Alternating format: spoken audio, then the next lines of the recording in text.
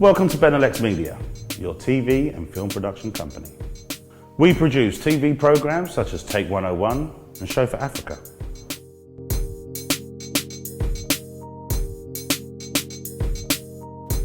We produce such films as Forget the Pact and Phantom of Fury.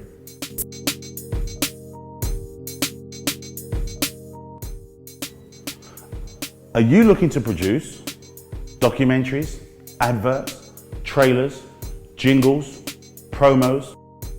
Benelux Media will take care of your production line. Contact Benelux Media on 0207 998 0930. That's 0207 998 0930. Or we can be viewed on the website at www.beneluxmedia.com. You can email us at studio@beneluxmedia.com. And bear in mind, you can follow us on Facebook, Twitter, and YouTube on Benelux Media.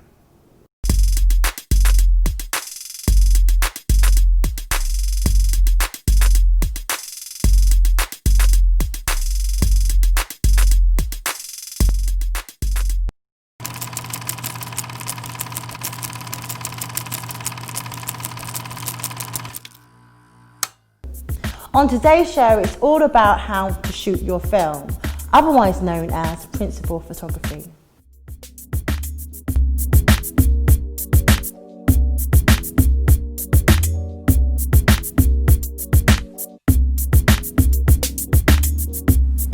That absolutely every detail has been planned before you actually shoot. You can't fix and put stick and plasters once you've got going. You need to have everything down to a precision before you even get near the set.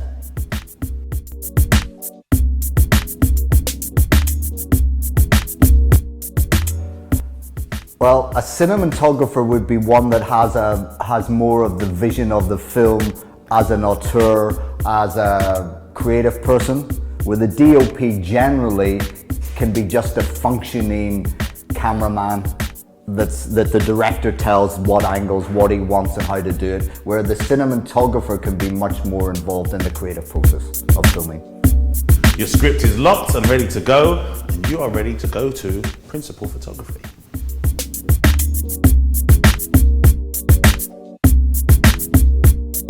Well, long before you shoot, you would have to really research this. You would need to see what format you're going to shoot on, obviously, if it's going to be film, now more in the case digital, where you're shooting, your availability of the equipment, and what you can afford is very, very important. And to do test shoots to see if it'll work in your field of whatever type of thing you're going to shoot.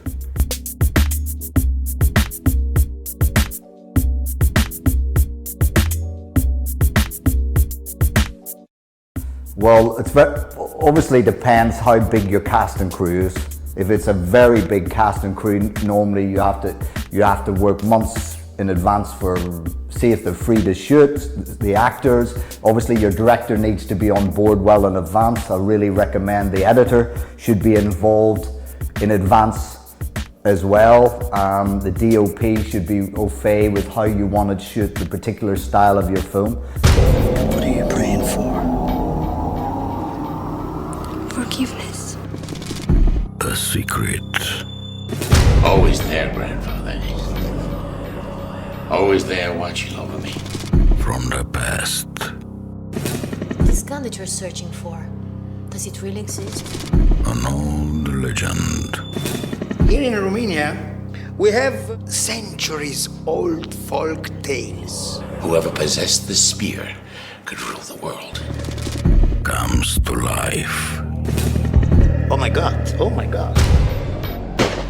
And eradicate the weak. Fuck, man! Check your diary. Accident rule.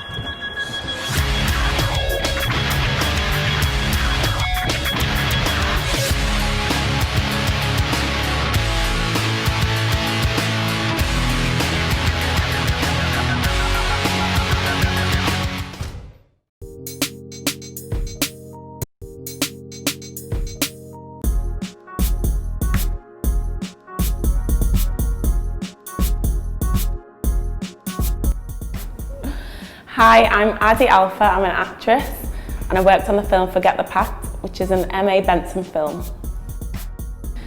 Well, for me, the thing that motivates me is a really good script and a really good character outline that you can get your teeth stuck into and really develop it, and maybe even put your own spin on it, like work with the director and see his vision for the character, and also put your own input in, and then you can collaborate that way. I think you get the best out of actors that way.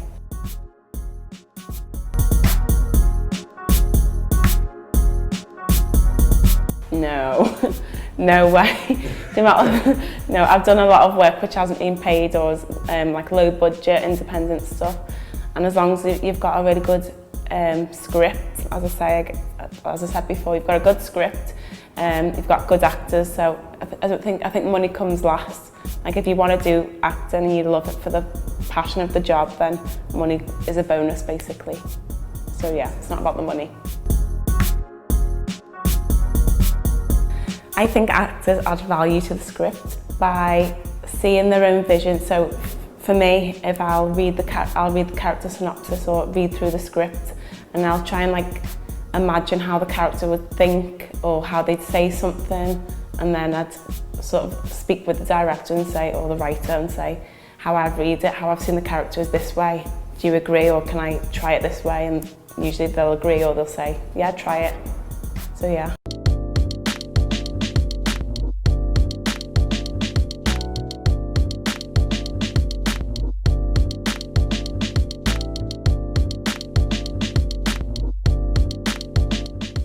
Storyboards.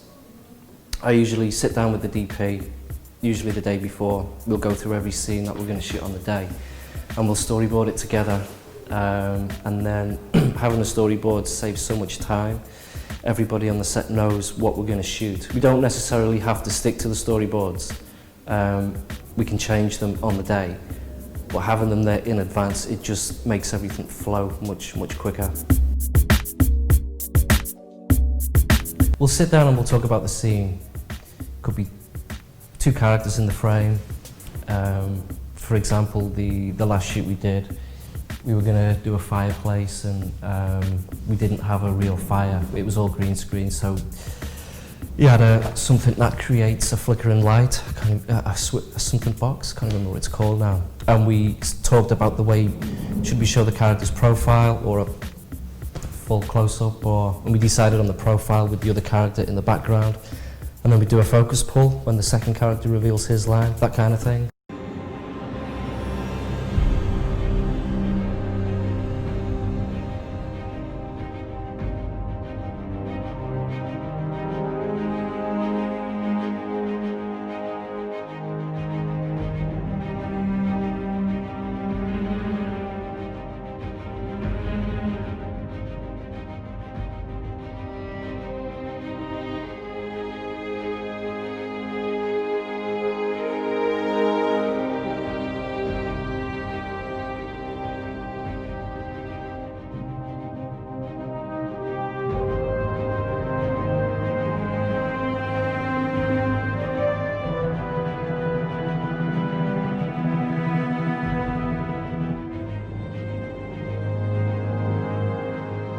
This apparition, I've named it Spring Heel Jack. What is it?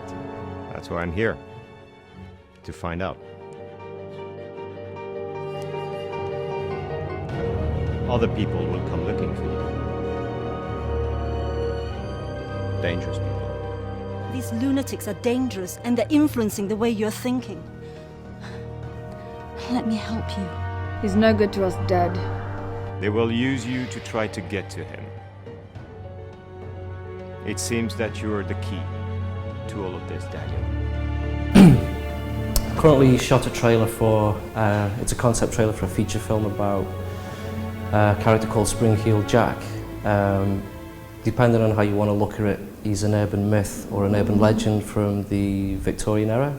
He was seen in the 1800s, mostly in London, but other parts of the country, including Liverpool. He was witnessed by women who claimed, there's different stories, but they all claimed that he had a kind of a demonic appearance. He had red eyes like balls of fire. He could spit blue flames, and he could jump really high. So he got the name Spring-Heeled Jack. This was reported to the police. Investigations were carried out, and it was in all the news. It was in all the media. It was obviously a prank somebody played. Somebody overreacted. It just made up this, at that time, a modern day myth, kind of a story to, you know, frighten the children, that kind of thing. I always thought it'd be a really interesting idea for a feature film. And rather than go for the horror genre, it's not Jack the Ripper, it's something completely different. I wanted to do science fiction. So I came up with this idea that these time travelers go back in time to track him down, find out who he is, why he's there, why he's doing what he's doing. But the story's kind of ambiguous as to whether he's actually really is the villain. You know, it's going to be, obviously by the end of the film, you will learn more about this character, but the key is to keep him a mystery, you know, never show his face, that kind of thing. We got all these like strange characters coming back in time. We've got a crazy preacher, we've got bounty hunters, agents, all this kind of thing, because something big happens in the future which relates to these events. So it's the time travelers are from our future, 200 years from now.